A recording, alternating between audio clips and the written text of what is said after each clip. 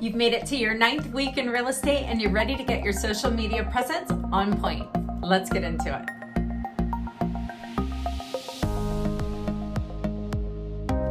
Welcome back to my channel. If you're brand new here, I'm April Nossel, real estate broker, mortgage loan officer in Northern California, and this channel is about all things real estate.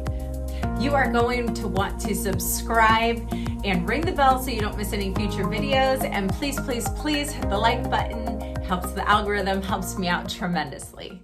So if you've been following along with this series, I'm giving you every tool you need to become a top producing realtor in your first year of real estate.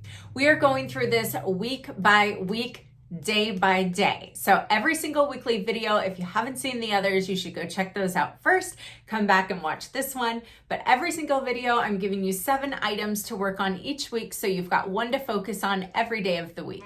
This week, we're really focusing on your social media presence. This is a non-negotiable in this era. This is where people find their realtors, where they decide if their realtors know what they're doing or not, how active their realtors are, what their experience is in their area. This is non-negotiable. You must have a very good online social media presence. No conversation about social media presence is complete without talking about Google. Google is the granddaddy of all things online. If your business is not on Google and doesn't have a Google business page, your business doesn't exist. So that's the first thing you're gonna do. And really, you could spend a whole career figuring out how to optimize this page, but I definitely suggest you either watch some YouTube videos, get the basics in there, or hire this out. But definitely make sure that you have a Google business page. Now let's talk about reviews. We are in a review conscious era where people don't make a single purchase right down to their toothpaste without checking the reviews first and making sure that they're getting a good product or a good service. So you need to have reviews available online for people to find. Where are you going to put those? You're obviously going to put them on Google. That's your number one. You need to make sure that they are all on Google. Second to that, you're going to want to do the social media platforms such as Facebook and your Facebook business page. You're also going to put your reviews on the real estate platforms such as Zillow, Realtor.com, Trulia, any others out there that you can find. The difficult part to this is that you're asking your clients or affiliates that you work with to take time out of their day to go review you. So you kind of have to pick and choose which platform you want to get a review on. But if you have only one to choose from, I say put it on Google. That's going to be your most versatile. All right, let's talk social media again.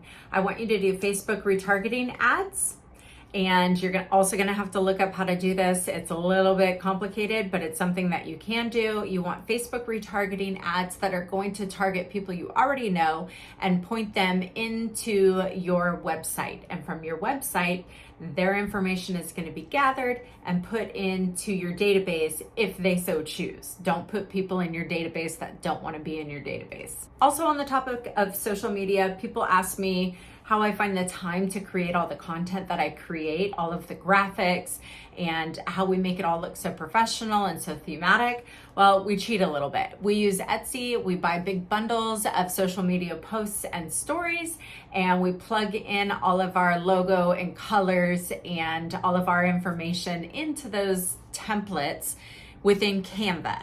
And then we take those and we load them on social media. So it's a little bit time consuming, but really we spend like an hour a day on social media. So that covers your graphics on social media. You're getting them from Etsy, you're editing them in Canva, and then you're throwing them on all the social media platforms. Now let's talk about the captions and the actual writing informational content.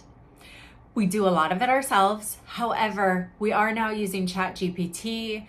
We just put in the prompts, it fills it all out and fluffs it all up nicely. And as you can see with these videos, I stumble over my words constantly. I have typos when I do it myself. I am leveraging AI, and you should too. Use ChatGPT at least to get you going and get the creative juices flowing. Okay, a minute ago, I was talking about how I want you to do Facebook retargeting ads and collect that information from your website to put into your CRM, which is where your entire database should live and where your dollars are. They are in that CRM. And the more time you spend in that CRM, the more money you will make. So I want you to make sure that you've got all of your contacts in your CRM. And here's the important part. Tag them correctly from the beginning. It seems like, I'll get to that later. I can do that some other time. Let me just get everybody's information in there. No, you want to tag them appropriately from the beginning. For example, when I have switched over CRMs, I had all of my contacts dumped into the new CRM with some random tag like imported from CRM A. This is completely useless. So now when I'm going back to try to have contact with my past clients and I want to pull up all my past clients at one time, I can't search by that tag because it's not in there. I set it up poorly and I'm paying the price now with hours and hours and hours of painstaking, tedious filtering and sifting through my CRM to find different contacts and correctly tag them so that I can sort them out and be able to reach them all at one time. Last but not least this week is hosting an open house. I know this has nothing to do with being online, but it's something you should be doing every single week until you are established and have a client base. So moving on into the future weeks now, at this point, you're moving well into month 2 and you should actually be generating some business, some leads that you're working and nurturing.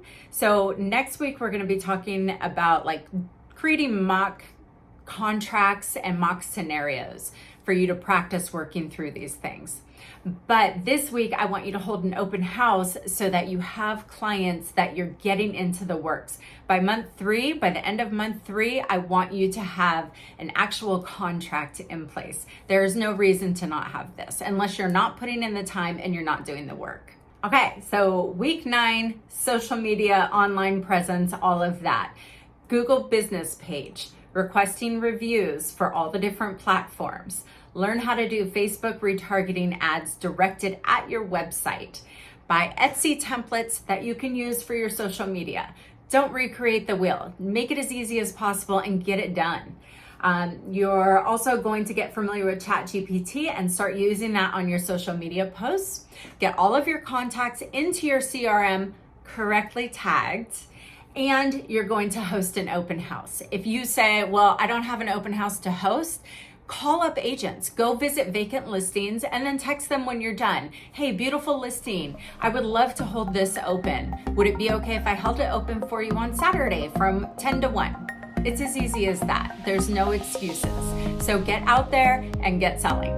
If you have any questions or comments, please drop it in the comments below, or you can always DM me over on Instagram at April_Nossel. I am here to help. I want to see you be amazingly successful and have a fantastic first year in real estate. You can do this. Until next time, happy selling.